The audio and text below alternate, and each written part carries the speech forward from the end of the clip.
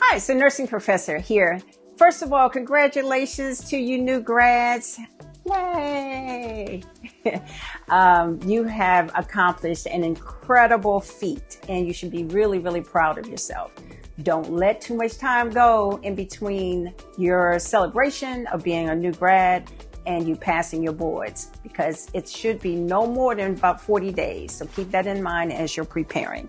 So today I want to talk about nursing in 2026, because we're hearing all these healthcare changes that are happening almost on a daily basis. And so this is going to be the field that you're entering in. And so hopefully these five realities will help you better be able to adjust into your upcoming new role. So number one is stress and burnout.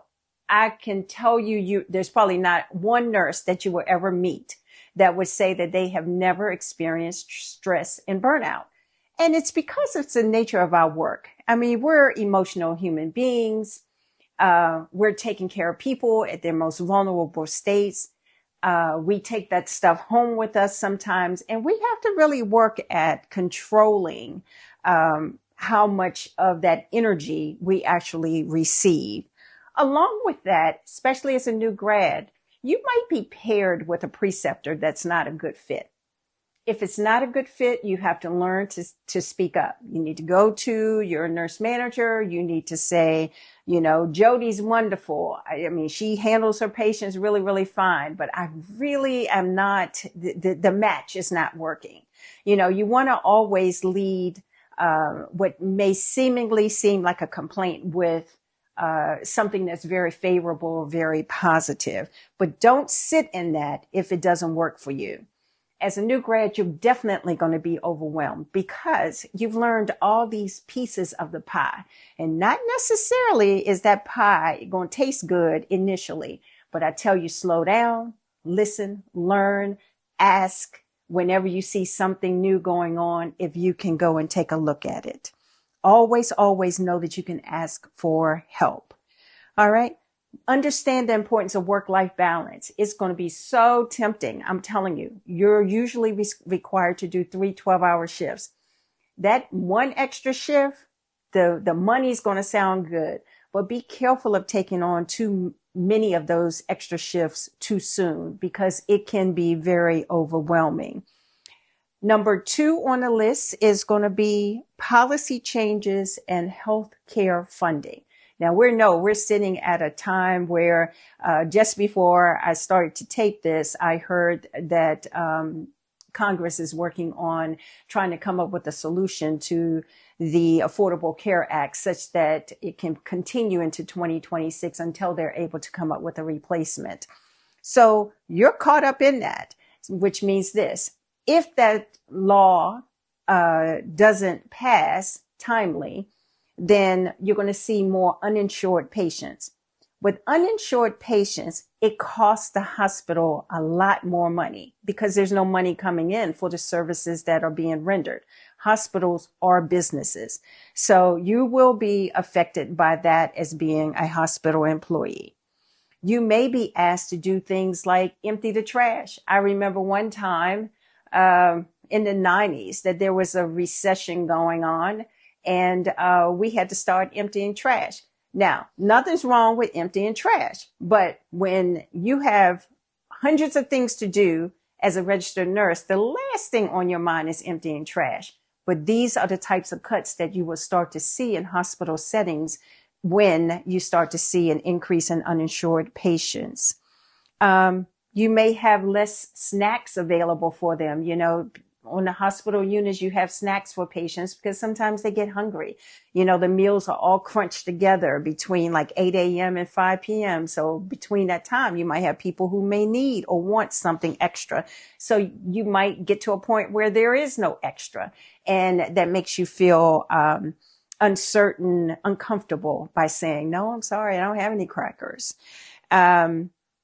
Discharge planning may be more challenging because you may not have a place or a safe place for a person to go home to because of the insurance cuts, because of affordability, all of those things that are going to impact our patients. So Those are two so far. Number one was stress and burnout. Number two are policy changes and health funding. Moving to number three, flexibility, engagement, and leadership. As a new grad, trust me, within the first year, because of turnover so high, you may be asked to be the charge nurse. You might feel that you're not ready. All right. So if you really feel that you're not ready, you need to speak up. But if you think you can do it, ask for proper training.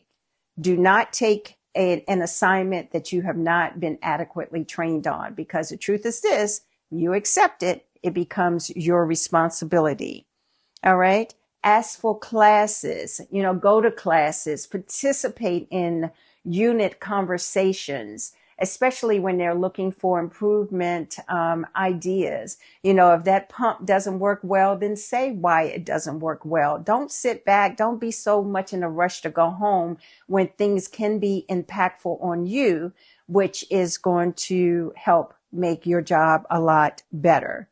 All right. So don't sit on the sidelines. Make sure that you're involved. Now, moving on to number 4 is technology. Technology has an expanded role. We know about AI. AI is great, but you still can't get rid of some of the basics that you have to know. It's rapidly changing. So make sure that you keep abreast of all of the technology changes that are happening on your unit. Number 5 is, to me, one of the most important of the 5, and that is self-care. Know your benefits that are available to you, because there might be discounts on gyms or massages. Know your benefits, because you need to know how many paid time off days that you actually have. Know how many holidays that you need to do, and if it's a rotating major holiday. Know those things so that you're equipped with the tools necessary to have a discussion in the event that you feel like you're treated unfairly. Take your time off. Nobody's a hero by being at work every single day without taking any of their time off. That's why we actually earn it. Advocate for safe staffing. Don't keep accepting those assignments that you have 3 nurses and 20 patients, and you know that you're running around for 12 hours with your tongue hanging out. Make sure that those conversations happen not only with the shift supervisor, but with your nurse manager when it's time for the monthly meeting. Okay. Advocate for fair wages as well. If you've done something extra during the year, then make sure you bring that up when it's time for your performance appraisal. And make sure that you're paying your bills, including your student loans.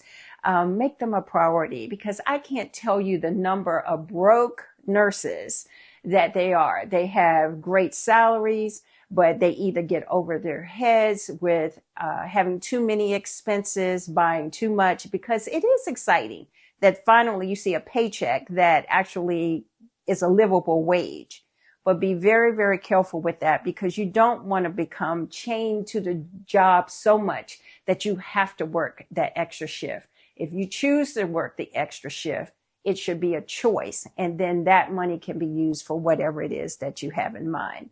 So I hope those 5 tidbits help. I wish someone had told me this as a new grad. One short story. When I was a new grad, I worked at Johns Hopkins.